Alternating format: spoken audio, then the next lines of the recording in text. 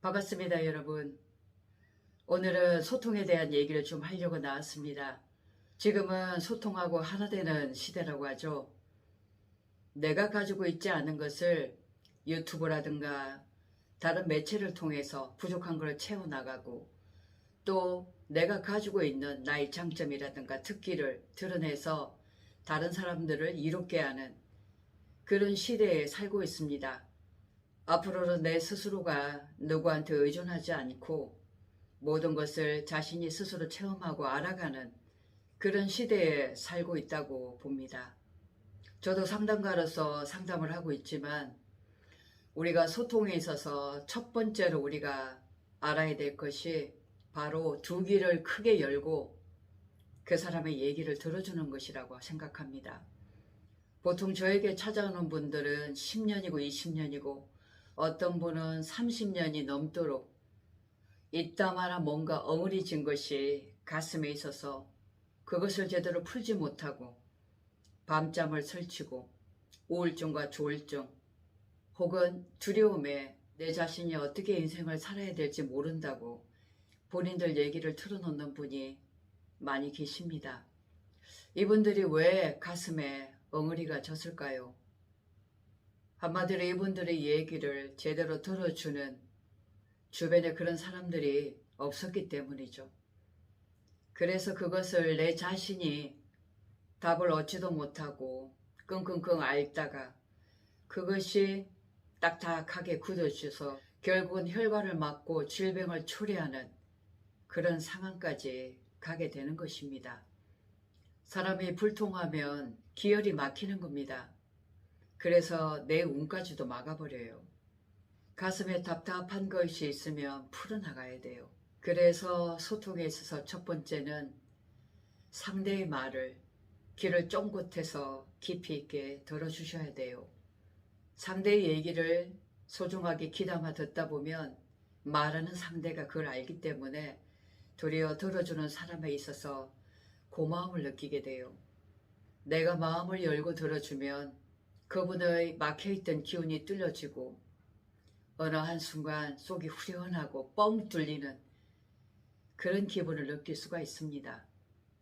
그래서 상대와 소통을 할 때는 상대가 하고자 하는 얘기를 먼저 들어줬을 때 그 상대 역시도 감사하게 들어줬기 때문에 귀를 열고 내 얘기를 들어주게 되어 있습니다. 그리고 두 번째는 눈높이에 맞춰서 소통을 하는 것이 참 중요하다고 보여집니다. 초등학교 애들은 엄마와 소통할 때 엄마가 아이들을 대하듯이 그렇게 다루잖아요. 또 중고등학교 학생들이 선생님이랑 또 부모들과 또 대화를 할 때는 거기 눈높이에 맞춰서 또 대화를 합니다. 그리고 20, 30대의 대화법, 30, 40대가 소통하는 법, 50, 60대가 소통하는 법이 각자가 다르죠. 보통은 내 기준에서 내 사고와 내 생각의 틀 속에서 상대한테 대화를 하게 됩니다. 그러면 상대의 의식이 중고등학교의 의식이라면 내가 하는 얘기를 제대로 귀담아 듣는다든가 이해의 폭이 넓지 않겠죠. 그러면 내가 볼 땐 굉장히 답답함을 느껴요. 왜 내 말귀를 못 알아듣는가 싶어서 화가 납니다. 언성이 높아져요. 근데 원인은 누구한테 있어요? 나한테 있습니다. 내가 내 기준에 나에 맞는 소통을 하기 때문에 그래요. 소통이란 것은 상대와의 소통이잖아요. 그 사람의 눈높이에 맞춰서 그 사람의 질량에 맞춰서 소통을 해줘야 되는 겁니다. 내 틀에 안 맞다고 해서 내 기준에 안 맞다고 해서 분통을 터뜨리면 안 된다는 얘기예요. 주변에 어떤 분이 계셨어요. 이분은 두세 살 때 이미 부모님과 헤어지고 할머니 밑에서 자랐어요. 할머님이 먹고 사는데 급급하느라고 이 아이를 제대로 가르치지 못했죠. 그래서 초등학교밖에 못 나왔어요. 그래서 표현함에 있어서 굉장히 어눌했습니다. 이분은 대형 트럭을 가지고 전국 팔도를 돌아다니면서 수많은 사람을 만나고 삶에 대한 경험치가 굉장히 풍부하신 분이셨어요. 단지 내 속에 내재된 경험담과 사고는 풍부하신 분인데 그것을 어떤 단어를 빌어서 입으로 표현하기가 굉장히 어려웠다고 합니다. 그래서 그분이 얘기할 때는 남들이 들을 땐 굉장히 답답함을 느껴요. 그렇다고 해서 그분이 부족해서가 아닙니다. 그러면 그런 분과 우리가 소통을 할 때는 어떻게 해야 될까요? 그분의 대화 방식이라든가 우리가 쉽게 다가갈 수 있는 방편으로 수용하고 대화를 해야 되겠죠. 그죠? 내가 종짓그릇이면 종짓그릇 이상을 담을 수가 없어요. 내가 부처 마음이면 상대가 다 부처로 보여지겠죠. 그러면 무엇이든지 일체 다 좋음이지 나쁨이 없다는 겁니다.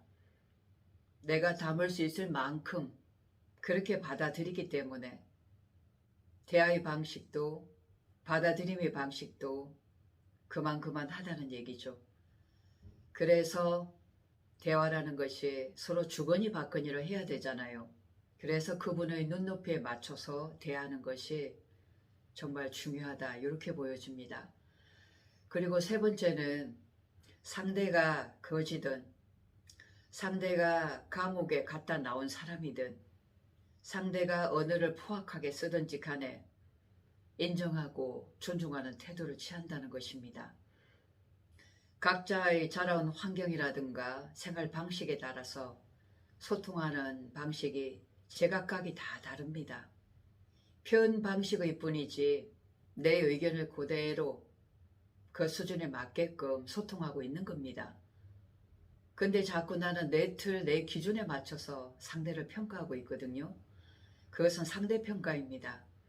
대화라는 것은 상대가 누구든 간에 무조건 인정하고 존중하는 태도를 취하는 것이 그것이 중요하다고 보여집니다. 그렇게 됐을 때 진정한 소통이 이루어진다고 보여지거든요. 사람은 내가 가지고 있는 이 내면의 것을 밖으로 끌어내고 소통하지 않으면 답답하고 미칩니다. 지금 시대는 내 것을 내놔야 될 시대잖아요. 그죠? 내가 많이 안다고 내가 알고 있는 것을 숨기고 내 것만 옳다고 주장하는 시대가 아니죠. 그죠? 내 것을 끄집어내 놨을 때 또 다른 것이 또 비워진 나에게 채워주는 그런 시대이기 때문에 서로가 소통하고 하나 되는 시대라고 보여집니다. 그래서 소통에 있어서 첫 번째는 두 귀를 열고 관심 있게 상대의 얘기를 들어주는 겁니다. 내 마음이 열렸을 때 상대 얘기도 들리는 거거든요. 그래서 내 마음의 문을 열고 상대의 얘기를 귀담아 들으면 그 속에 해답이 있고 깨달음이 열리는 겁니다. 두 번째는 그 상대에 맞게 맞춤형으로 대화를 하는 것이 굉장히 중요한 것이고, 세 번째는 어떤 사람을 만나든 간에 인정하고 존중하는 태도로 임한다면 사회생활을 하거나 삶을 살아나가는 데 있어서 소통에 있어서는 막힘이 없이 잘 살아갈 수 있지 않을까 그렇게 보여집니다. 고맙습니다.